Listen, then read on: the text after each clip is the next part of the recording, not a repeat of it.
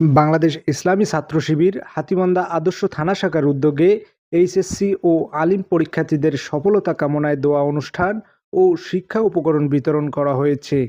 আজ বিকেলে লালমনিরহাটের হাতীবান্ধা উপজেলার ভবানীপুর সাফাতিয়া কামিল মাদ্রাসা প্রাঙ্গণে এ আয়োজন অনুষ্ঠিত হয়।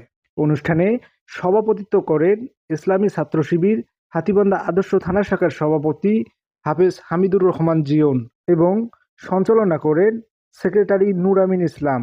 প্রধান অতিথি হিসেবে উপস্থিত ছিলেন বাংলাদেশ জামায়াতে ইসলামী লালমনিরহাট জেলা শাখার নায়েবে আমির মাওলানা হাবিবুর রহমান।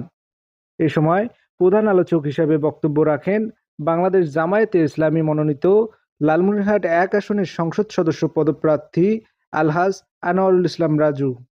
অনুষ্ঠানে বিশেষ অতিথি হিসেবে আরও উপস্থিত ছিলেন ইসলামী ছাত্র শিবির লালমনিরহাট জেলা শাখার অফিস সম্পাদক হাফেজ মহসিন আল কারিম, বাংলাদেশ জামায়াতে ইসলামী হাতীবান্ধা উপজেলা শাখার সেক্রেটারি রফিকুল ইসলাম, ভবানীপুর সাফাতিয়া কামিল মাদ্রাসার ভারপ্রাপ্ত অধ্যক্ষ মঞ্জুরুল ইসলাম, সাবেক ছাত্রনেতা আসাদ মুসাবি, সাবেক ছাত্রনেতা নাজির হোসেন সহ স্থানীয় নেতৃবৃন্দ।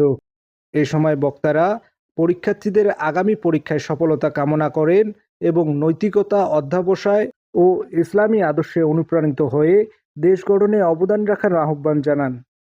অনুষ্ঠান শেষে উপস্থিত পরীক্ষার্থীদের মাঝে শিক্ষা উপকরণ বিতরণ করা হয়।